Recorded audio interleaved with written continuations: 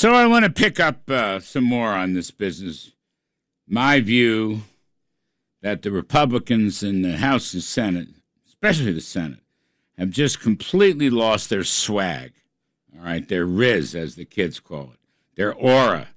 And they have no message, and they've lost their momentum, and they don't know how to win anymore. Nothing's going on here, and the president has lost patience with them. So let's bring in Liz Peek, Fox News contributor, and Steve Moore, Unleash Prosperity Hotline, and WABC radio host of More Money, which comes up after this show on most of these same radio stations. So Steve Moore, some people in the White House think I'm too tough on the Republicans. Other people, though, I'm getting mixed signals, but that's not going to stop me. So the president, listen. President says, Caroline Leavitt, this is Thursday, said president's patience with Mr. Thune and the Republicans is running low. Well, here's the quote. Look, the president spoke about this directly yesterday. His patience is running out. He wants to see as much of Save America passed as possible by the August recess. He knows that's what the American people want to see passed. And then Thune says, well, I don't have the votes. I only have 50 votes. I mean, look, I don't care. Even if you can't get this stuff through, they should be messaging economic growth and affordability, okay? We are going to eliminate the Biden inflation tax. How's that? Mike Faulkner was on earlier in the show. The Biden inflation tax. In other words, homeowners, they want to sell their home. Why do they have to pay capital gains on Biden's inflation? In fact, the inflation itself has gone up for almost 30 years. CPI has doubled. So there's a message. Why don't they do it? The other message is waste, fraud, and abuse. Everybody knows about it. When are we going to drain the swamp and do something about that, whether it's eligibility or defund these programs or Obamacare subsidies? And then you do have the Save America Act on voting rights, which is very popular. The president's right about that. Why can't they do that? I mean, they're all whining. This is so bad. It's like inside baseball. They're all whining. They're afraid to go into some kind of reconciliation mode or the Senate Finance Committee because they're worried about Democratic amendments on a vote-a-rama. So you beat them like we did a year ago. Beat them back, okay? But if you can't, at least you can tell the country you want to and show how these votes are putting the Democrats at risk. I mean, they're like hogtied. They can't do anything, Steve Moore. And I'm not letting up. I refuse to let up. I don't care. You can't be too hard on them. You cannot be too hard on them. Whoa, what's happening? I can't hear a word you're saying. Liz, are you there? Yes, I am here. All right, you'll say this. I don't know what happened to Steve. Maybe can we rehook Steve Enfield? Anyway, go ahead, Liz. Sorry. Well, no, I mean, I think a lot of us share your frustration. And to have John Thune come out, I guess it was Friday or Thursday, with that comment that you repeated about not being able to find the votes. My view is it's his job to find the votes. Isn't that what the Senate, isn't his title, the Senate Majority Leader? Yeah. So where is he leading to? Nowhere. And I agree 100%. Larry, I'm so frustrated by the fact that the Congress seems to take a bill, and it's all about gotcha votes, right? It's not actually like furthering the interests of the American people. It's trying to make the other guys look bad. So, for example, the House passed a bill banning stock trading by members of Congress. And I know you disagree with this, but I think that the egregious behavior of some of the people in Congress, I think this is something that most people want to see. I agree. Passed. No, I agree. I'm good with it. It passed on a party line vote, but Democrats voted against it. Why? Because the Republicans couldn't resist slipping into the bill an item from the SAVE Act, a voter registration requirement or ID requirement or something of that sort. So why do that? Why not actually have something that passes? You know it's going to be a hurdle if you add something in there that Democrats are going to vote against, and certainly in the Senate that's not going to go anywhere. I I don't know why they don't just actually put their nose to the grindstone, pass a bill or two that would allow Republicans to go to their constituents in November and say, hey, we did this, you wanted it, and we got it done, because right now they're not getting it done. That's right. There's no message. There's no midterm message right now. Now, Newt Gingrich made a good point at the top of the show. You have this midterm convention they're going to have in September. Yeah. All right, that will be an opportunity to get their swag back and to put out good messages on growth and cutting spending and the Voting Rights Act, and also to crow about the successes of the One Big Beautiful Bill. But, you can't. Guys are telling me, I mean, when I had this interview with Senator Langford, and, he's talking about what they did a year ago. Okay, nobody worked harder for One Big Beautiful Bill than I did, but that was last year. This is a year later. And, people have problems. Steve Moore, are you back? Yeah, did you hear anything I said earlier? No, we didn't hear you. Go ahead. Sorry, I don't know what happened there. I said that they're like Austin Powers. They've lost their mojo. Yes. Yes. So they got to get their mojo back. And that's what I'm saying. And I'm not going to let up, Steve Moore. I don't care. By the way, I know, and you're getting everybody's attention, the White House attention, the Speaker's attention, and good for you for doing that. Now, let me just say this. The economy is doing well. I mean, the earnings reports are unbelievable for businesses. We've got a great stock market. You had fewer workers losing their jobs last week than any time in 60 years or something like that. So it's a solid jobs market for people who want to work. So there is good news on the economy. The Trump policies are working. Big Beautiful is great, but stay on the offensive. I'm with you. I mean, look, keep fighting. Fight. Don't get in the right now. They seem like they're in the fetal position. They are in the fetal position. It's like, John Thune says I only have 50 votes, and Trump then says, well, I'm losing my patience with John Thune. Well, of course he is. As Liz said, he's the majority leader. This is his job. So what you say is, look, first of all, what do you believe in? They are not talking about any tax cuts. That's one problem here. Worse than that, Larry, the bill is just big spending. And so that's right. That's right. Because there's no offsets. There's nothing on getting rid of the rampant fraud, which, by the way, is an awesome issue for the Republicans. Yep. I mean, half of the money in these entitlement programs is being stolen by these left-wing groups and people cheating the system.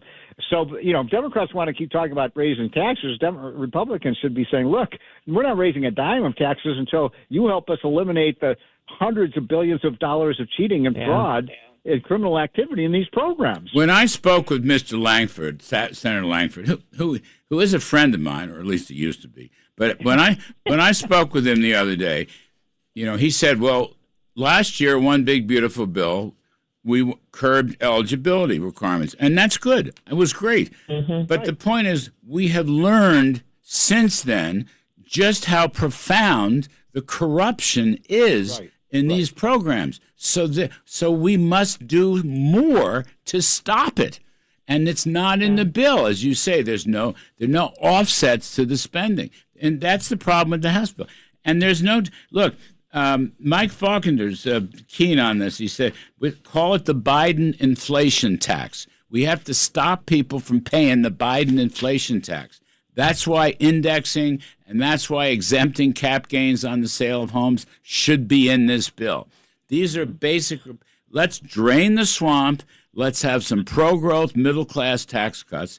And, yes, then we have the voter ID and so forth in the military spending. But they're not doing it. They're not doing it. If you don't have the votes, Liz, the way you phrase that is we're working on developing a coalition behind tax cuts, spending cuts, voter ID. You don't say I'm losing and my shoulders sag and I'm in a fetal position, as Steve just said. You stand on your hind legs tall and you say, here's what we believe in, and we will get the votes. All right? I call it the defensive crouch, and I don't really understand why they're not talking up I mean, yes, it was last year, but the truth is they never talked up the big, beautiful bill last year. So, maybe they could go back to people and say, remember no taxes on tips, remember no taxes on overtime. That is what we are doing for the working men and women of America. What is the DSA doing for the working men and women of America? They can't even define who the working men and women are. Mamdani, when asked about it, said, well, people who work for a living, that could be investment bankers making $3 million a year. It's the most ridiculous conversation ever. So Trump needs to go back on the stump. I hope he will be very visible and very positive in this September event. The problem with that September event, Larry, I imagine, is it isn't going to be broadcast by the major networks. They'll probably ignore the entire thing. But at least if Trump can get his base re-energized by talking up the wins of the past year and some of the things Steve's talking about. I mean, I was looking at the American Express earnings. American Express reported gangbuster earnings. Yeah. Spending by businesses up, spending by consumers up, travel up something like 22%. Americans are feeling pretty good about their personal net worth, and they are spending. We got to translate that via an economic message into Republican wins, because that's really what it is. Nope. This is not a great time, Larry, frankly, for Trump to be talking about 15% tariffs. I think his timing was lousy on that. And I think I wish he had waited with that. When people are already feeling the strain of higher food and gas prices, tariffs now are just, we've had this argument about, and Trump has used tariffs strategically, but this seems like it's just a tax increase right now. And the timing isn't good on that either. 50% on Canadian hockey sticks. A narrow but meaningful tariff. Well, that's because they won't sell our bourbon in Canada. Me, I haven't had a drink in 31 years. I don't care. Let's take a quick break. Steve Moore's More Money coming up right after this show on most of these same radio stations. The great Liz Peek, Fox News contributor. I'm Kudlow. We'll be right back. So, new polls coming out in New Hampshire, presidential polls. Very interesting. AOC has the lead on the Democratic side. Gee whiz, I hope she makes it. We got to root for her. But I want to start on the Republican side. The polls in February, J.D. Vance 53, Marco Rubio 7. The most recent poll, which I think was last week, was Vance 36, Rubio 26. How about that? Big change. Liz Peek, what's going on there? I'm not terribly surprised. I think J.D. Vance has given some interviews that really raise eyebrows about his commitment to free markets, about his commitment, frankly, to the Trump agenda. And I got to tell you, Larry, when I talk to Republicans, a lot of them prefer Marco Rubio over J.D. Vance. And honestly, there isn't one single issue on that troublesome about J.D. Vance. I think it's sort of a harshness about the man. I know that sounds kind of mushy, but, people have to like who they vote for. And I don't get the feeling, particularly amongst women, that J.D. Vance has a huge likability factor. Marco does. You watch Marco operate. It looks he's now kind of taken over the diplomacy of the war in Iran. And he's had some very interesting press conferences, Steve Moore. And he just looks and sounds so strong and tall, and he's working hand in glove with President Trump.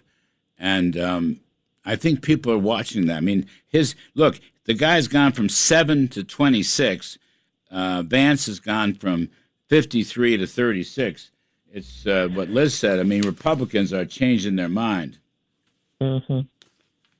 Yeah, look, he's making a big comeback, even though he has little hands, right? and I like Marco. I want to say something though about J.D. Vance, because I think Liz is right.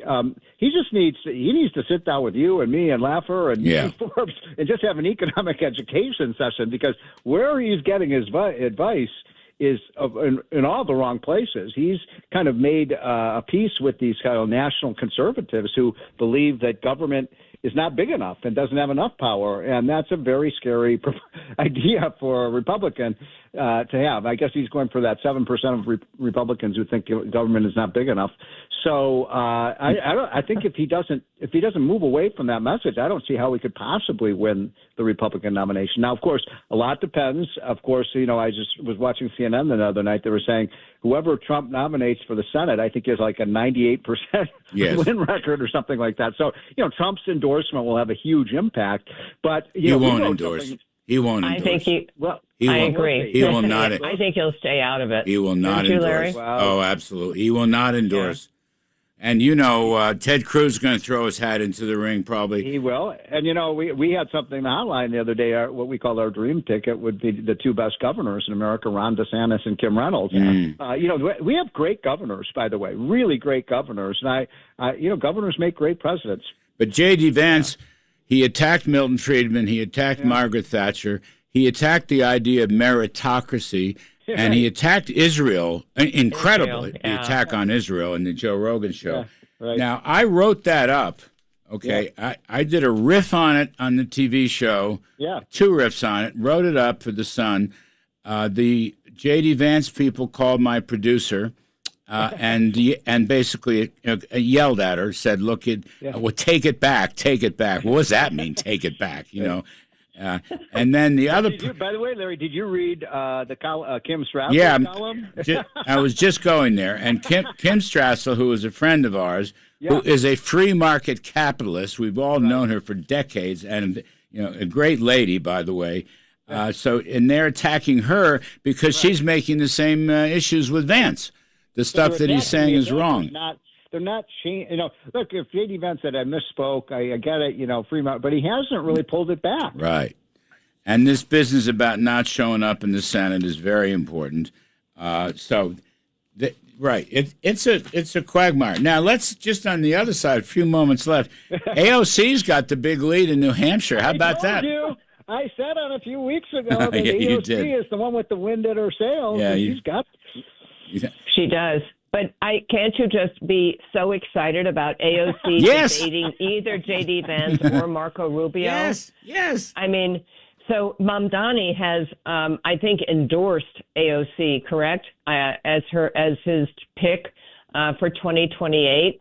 So that means basically the entire left wing of the Democratic Party is rallying around this woman. Right. And honestly, it beggars the imagination that she could be considered a serious contender. She literally, you'd think J.D. Vance is on the wrong side of economic issues. She doesn't even understand the economic issues that people are going to want to talk about. So, she can rail about oligarchs, and Bernie Sanders will crisscross the country working on her behalf. I just don't think Americans are ready for AOC.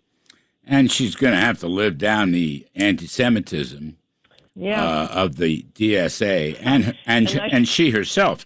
But I like Karl Rove's column, Will Democrats Disavow the DSA Platform? And then he runs through all the stuff: free food, education, energy, medicine, transportation, public ownership of the largest corporations, the end of capitalism, taxing wealth and income. Yep.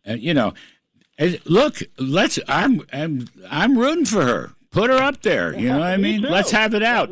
Let's have it out. I agree with that. And, the only Democrat who's making any sense right now is, the Clinton, former Clinton. Rahm Emanuel. Rahm Emanuel is saying, what's wrong with my party? And we're on the crazy side of all these issues.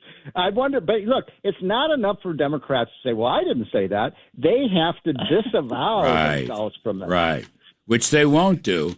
Right. And they won't. And, look, here in New York with Mamdani, I mean, you're at crisis mode with anti-Semitism in Israel.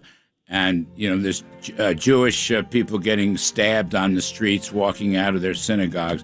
I mean, it's reached crisis proportions. Anyway, Steve Moore's show coming up right now up to most of these same radio stations. Great Liz Peek, Fox News contributor. Many thanks to both of you. We'll see you this coming week on the air. Thanks, everybody. I'm Kudlow. We'll be back next weekend.